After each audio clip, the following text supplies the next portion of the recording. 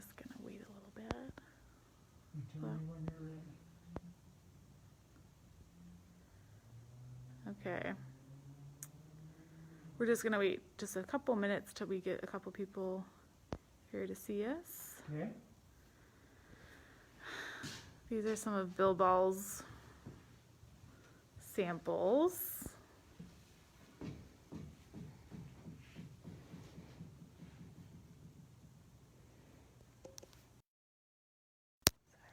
I'm sorry. We actually are a little early, so. Okay. All right, let's just wait. So we are here today at the Iowa Ceramic Center and Glass Studio with one of our longtime community members, Mr. William Ball, better known as Bill Ball. It's Work It Wednesday, and so Bill's one of our regular community members who has done many wonderful different types of art in his life, including you taught at, was it Wilson? No, Jefferson. Jefferson and Wash for many years in Cedar Rapids, and he is has a lot of experience as an art educator. And he decided today to share with us some of his experience with pinch pots. So we're going to talk a little bit about that to start, and then Bill's going to demonstrate for us as well.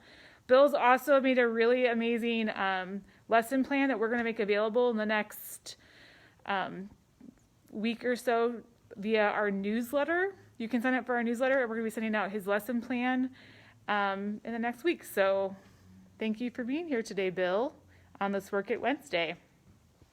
So do you want to tell us a little bit about... You ready? I am ready. Okay. Yep. I'm going to show you how I have taught pinch pots for a really long time. Pinch pots are thought of as something that you just teach to little kids, and it's not particularly a significant art form. Do all kinds of things with them. I have put lots of kids into college on scholarships doing pinch pots. Whether you do something significant with it depends on you, not on the technique. What I will show you how to do is a shallow bowl to begin with. Everything is based on that. I'm going to start you small. The idea is to start small, gain skill, and then scale up. And as you get bigger, you can do different things with them. This is the Tooth Fairy's spit sink. That's a little jumping spider down in there dragging a tooth down the drain. You can get different kinds of shapes depending on how you use the technique. You can put two of these together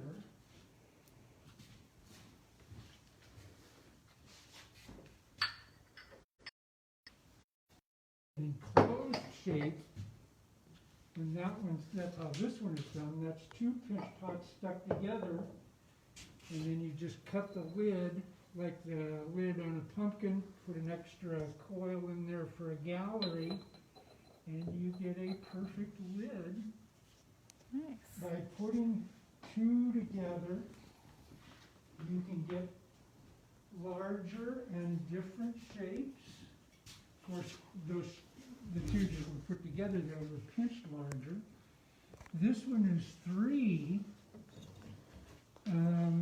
The tail is a third pinch pot. Flip it.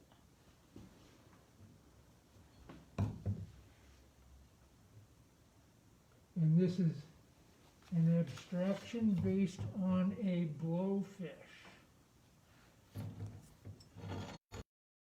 Okay. So you can do lots of things with these. When most people, or most teachers teach pinch pots, they teach them the way they were taught to do them, which is to roll out a ball, stick your finger down through the center of the ball, and then hollow it out. And I tried to do that when I first started teaching too. The students found it very frustrating. They wanted them to be very symmetrical. It's hard to keep them symmetrical when you go down through the center. So I watched little kids with their Play-Doh. Little kids working with their Play-Doh will always make little pots, but they never start with a ball. They always start with a pancake and bend the sides up. That's the intuitive way to do it, and so I adapted that into this technique that I'm going to teach you. And once again, Bill's made a really wonderful lesson plan that we're going to be sharing with our community in the next week. You'll be able to get it through our newsletter. So this is the first part of that lesson plan that is really a step-by-step of how to pinch pot from the very beginning. So thank you so much, Bill. Yep. So cut yourself off a piece of clay about the size of an egg. Remember, we want to start small. This will go fairly quickly. And the nice thing about it going quickly is that you can do a lot of these real fast and gain some skill in really short order. So the first thing you want to do is kind of pinch the thing so it's round. I'm going to do it over here so it doesn't stick. You got to tap it on the table to flatten it up.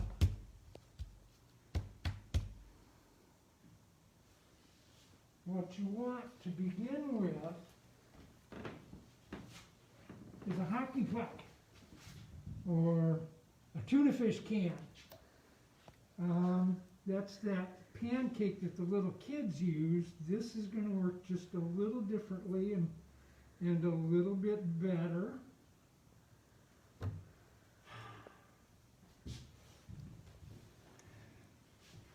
You then put your thumb in the center, your fingers on the outside, and pinch in towards your thumb.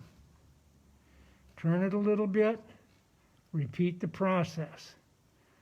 Work your way all the way around. Try to pinch the same amount each time. If you pinch hard one time and soft the next time and medium the time after, you're going to wind up with a real lumpy pot. You want to pinch the same amount each time. And by doing that, you can get to a point where you can pinch these things fairly smoothly. And so by the time you've gone around the first time, it's starting to look like a pot. And then you just repeat that process. Now I'm doing my first pinches right smack in the bottom of this.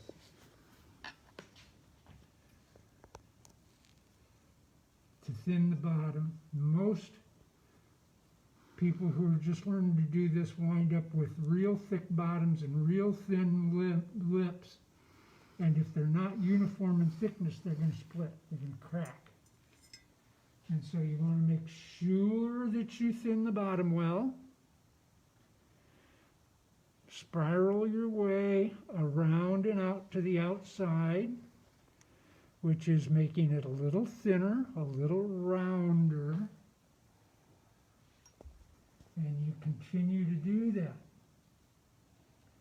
Now you can, in a fairly short time, you can get so you can do this without watching it all.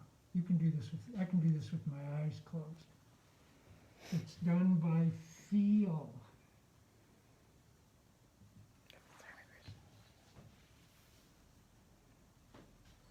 Remember, each time, spend plenty of time thinning the bottom. If you don't get the bottom thin enough, there are ways that that can be fixed. But it's a good habit to get into, to thin the bottom plenty as you're going. Doesn't make too much difference on these little ones, but if you're doing a big one like this one, you can quickly get to the point where you can't get to the bottom anymore. And so you have to do that differently at that point. It's an additional technique. And you just keep repeating this process. As you go along,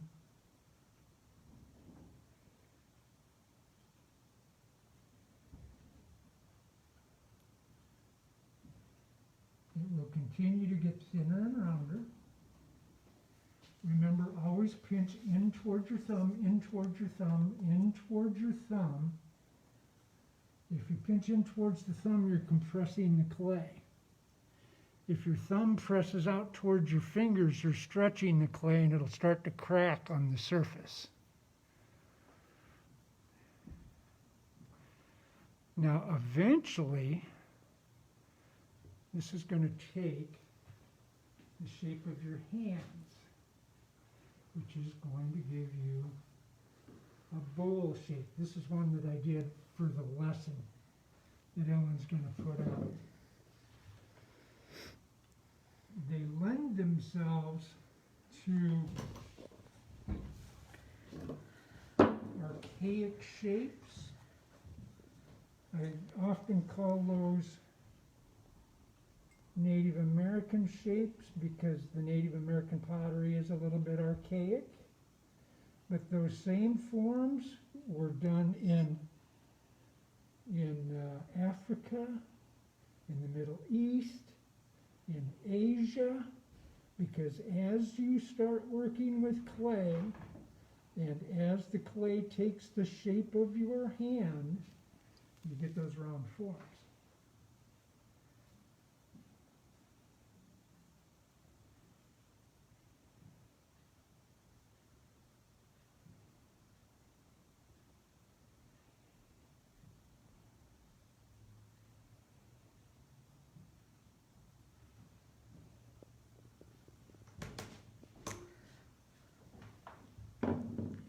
If you start to get stretch marks on the rim, smooth them out. Take care of them when they're small, and they'll smooth right out. If you don't do that from time to time, they're going to turn into splits.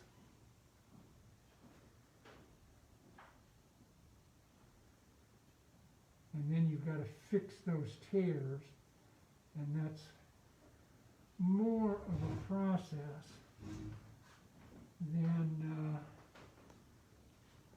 smoothing them out with your finger while they're little. Now I've almost got this one done.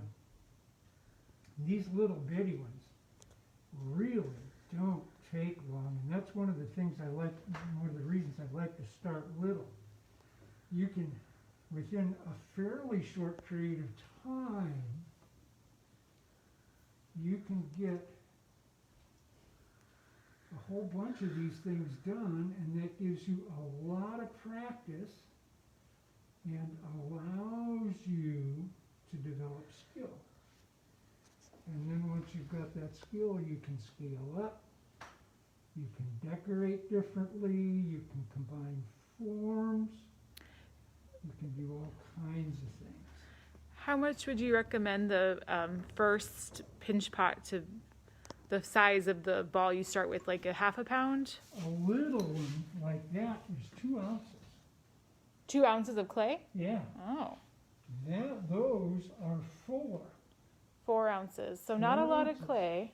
And those are 6. So 6 ounces. And then would this be like 2 4 ounces put together? That would be 2 4 ounces put together, yeah. Okay.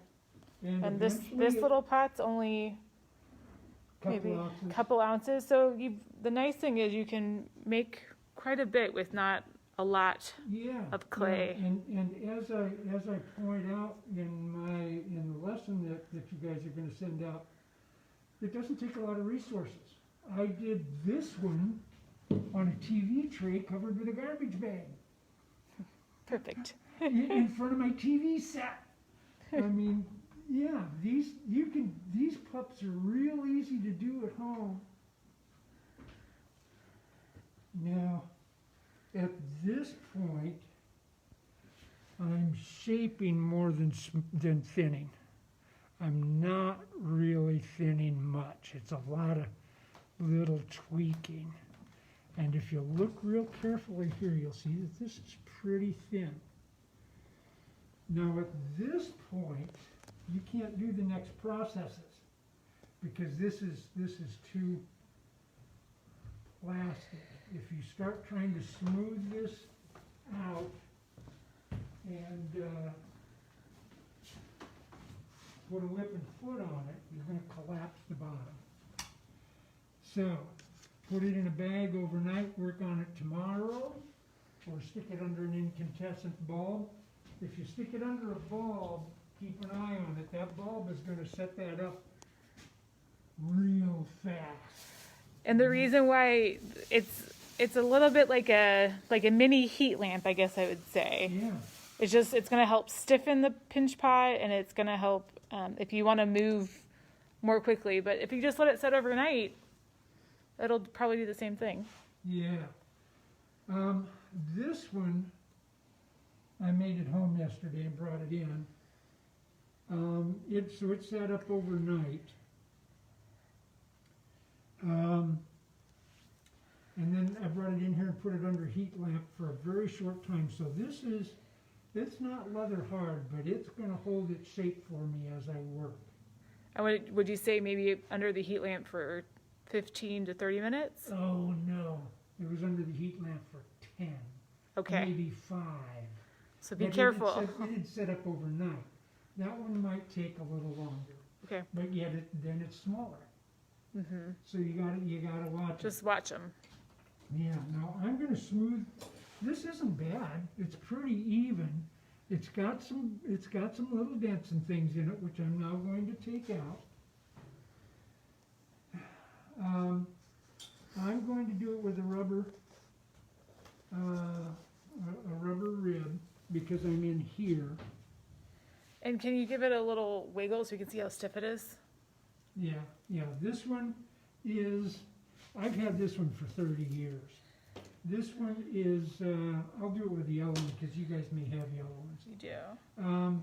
So the The yellow one's a little yellow bit one is stiffer, a little stiffer than this. The red one is a little softer. softer, not much. The red one is probably pretty close. So I'll use the red one.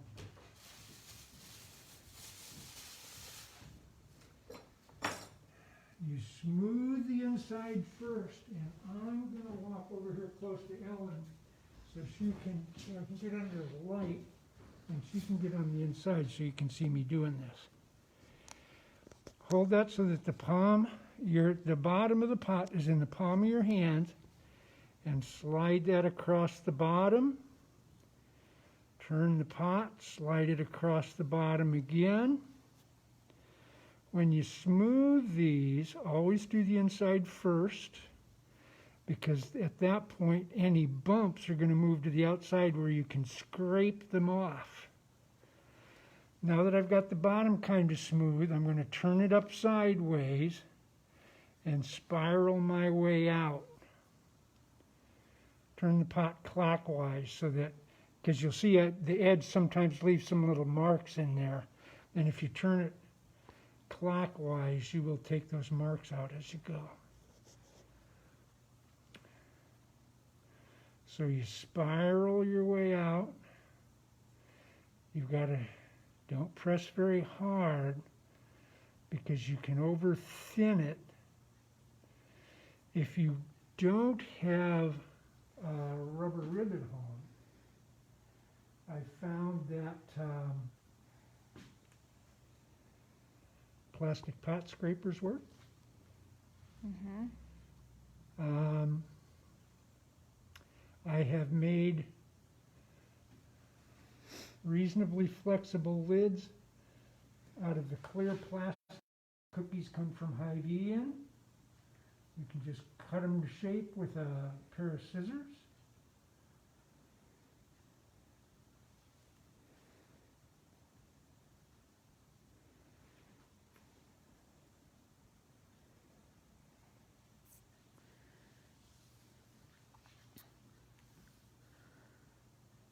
So for those of you that are just joining us, this is Bill Ball. He's a longtime community member of ours, and Bill's demonstrating the basics of making a pinch pot. Bill also has made a PDF lesson plan that the Ceramic Center will be putting out. That is the same lesson of how to make a pinch pot, and we both think it's a great way to be making some pottery at home. So thank you, Bill, for being able to share this method with us. Once you've used the tool, smooth it again in the same way, but use your thumb. What that's going to do is it's going to give the clay a little bit of tooth. When you use a tool, it's easy to over burnish them, and then sometimes that can cause them to reject the glaze. With low fire clay, and this is terracotta, with low fire clay, the clay is very forgiving, but the glazes are a little fussier. And so you've got to be a little careful about that. So give it a second smooth with your thumb. Is that your favorite tool? Yeah. Your thumb? Yeah. And now I'm going to do the same thing on the outside. Now you've got to be a little more careful with this because you can't get your fist on the inside of these. So you've got to support it with your fingers and work at it a little more carefully.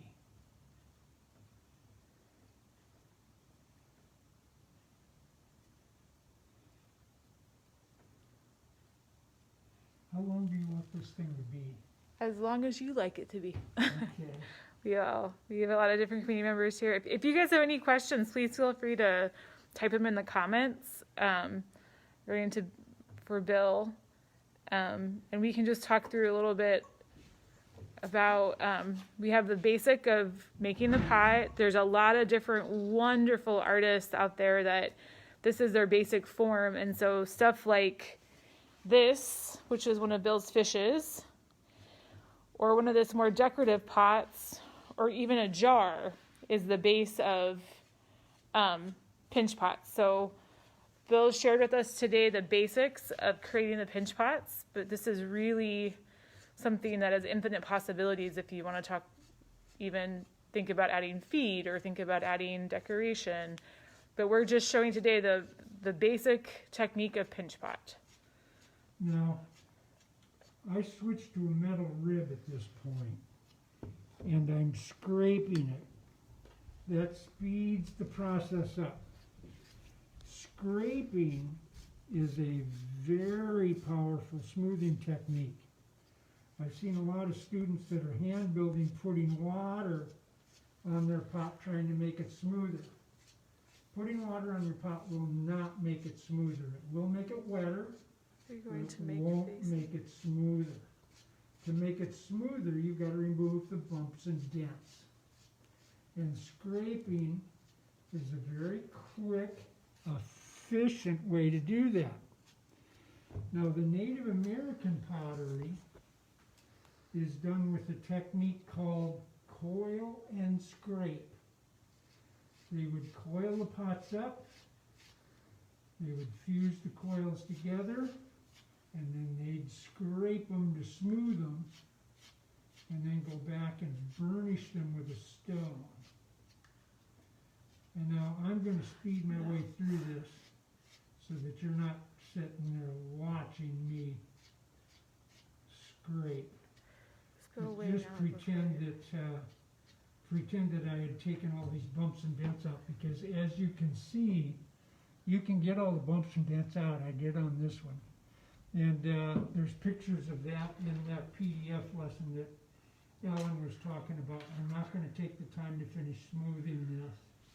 Is it just coil? After you've scraped, you can, and if you don't, you can cut one out of a bean can with a tin snip. So, Bev, actually, this lesson today is pinch pots, but Bill has been working on another one for us of faces and masks, but that'll be next time.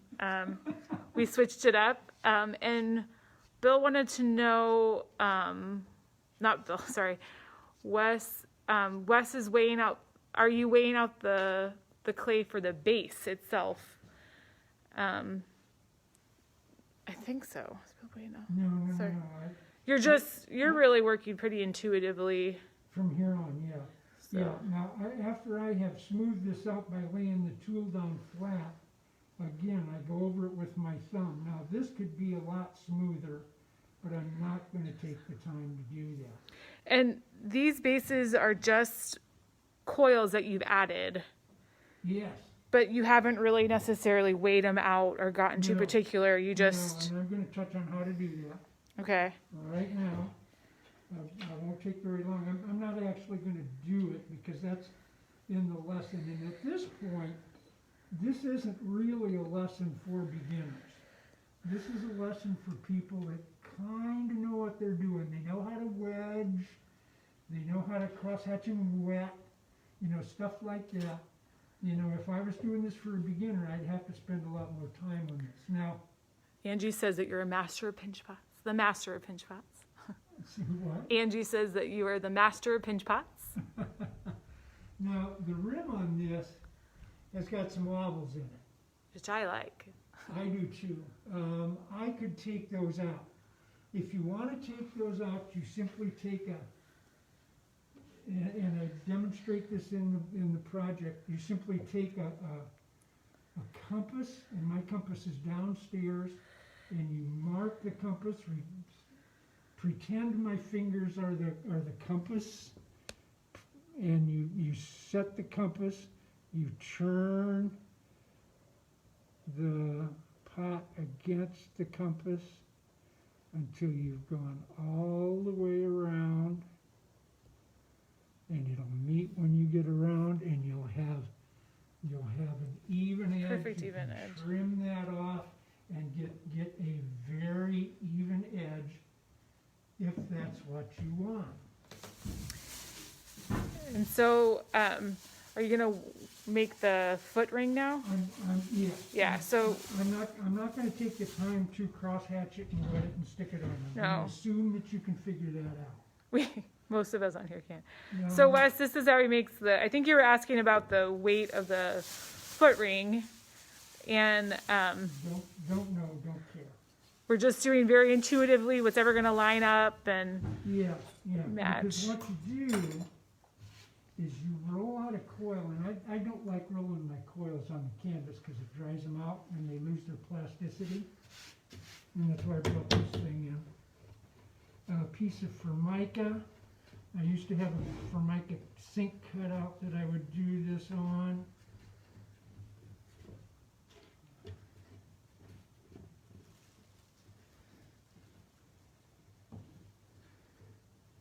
You simply roll out a coil that's a little thicker than the thickness of the pot.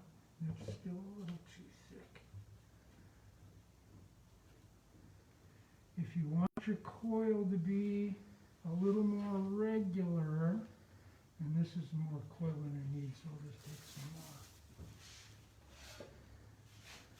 You take a board, you can get these 1/4-inch boards at Menards, and I use them for all kinds of things. I make tools out of them and stuff.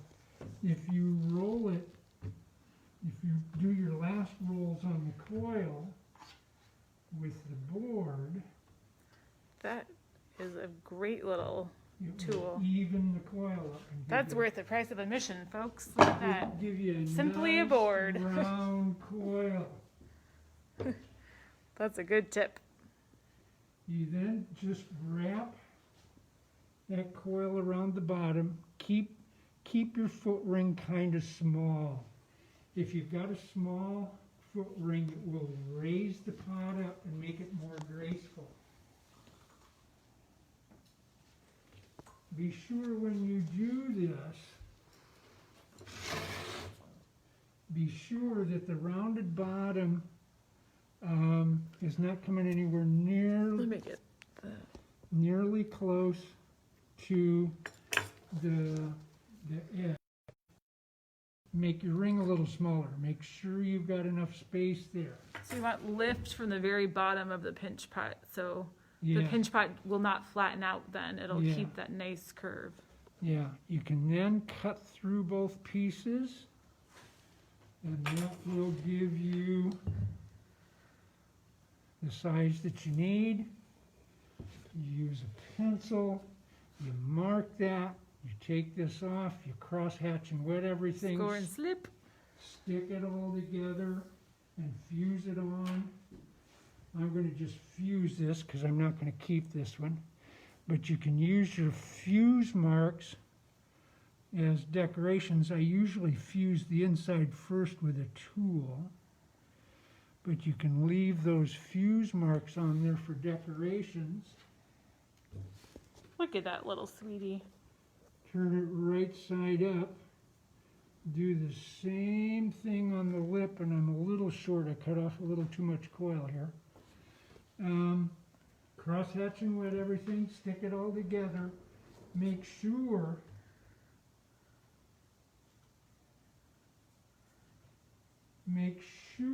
that the marks that you make at the lip are similar to the marks that you made on the foot, so that you create a sense of unity in the design.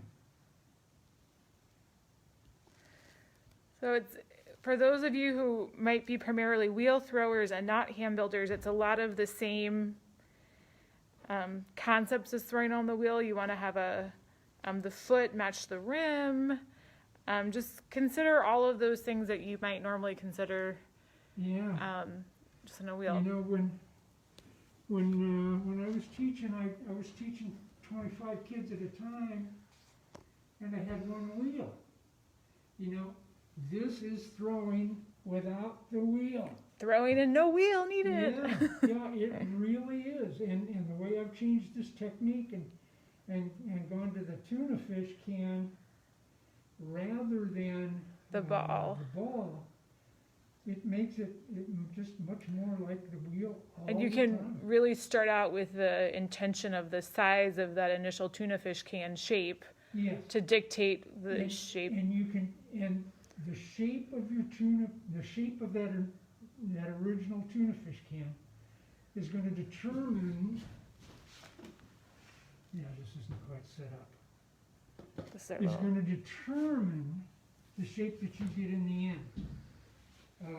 I showed you a round one. I have had kids do ovals and squares and hearts, and Angie Tornabane used to do multi-chamber ones. Yeah, those are pretty. Yeah, they're, you know, that initial shape establishes what you're going to get in the end.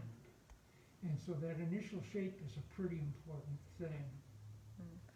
Well, so I'm just going to review real quick. Bill Ball, we started from our tiny little pinch pot. This is 2 ounces of clay, 4 ounces, and this has the added rim to it. You can see in this one that repetition of design and decoration in foot as well as the rim there. We're going to go. The little one has a foot and rim too. Oh, There's just sorry, no I didn't pick it up. marks. There's just no marks. It's just fused directly. And then here's another little guy. These are 2 put together until where we get to sculptural. So yeah, it might be what we call the most basic, but it can also become the most advanced technique Yeah. that you can use. So once again, we're going to put out this lesson plan in just a couple days via our newsletter. And Pay attention to the little tiny one. That's the same as those 16-inch ones that I made. It's the same design. It's the same design. design. You start little and scale up, and That was an early one in that series.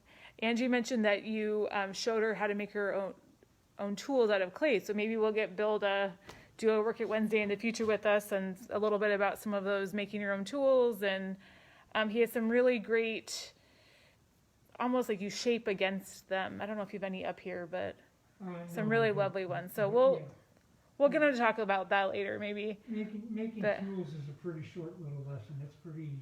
Maybe in a couple weeks we'll get him to do that. So thank you all very much for joining us tonight. And we are excited to be able to start offering some session times this weekend in the studio. And we're starting to slowly but surely be able to bring people back in. And we're very excited. We are going to keep doing our Work It Wednesdays though.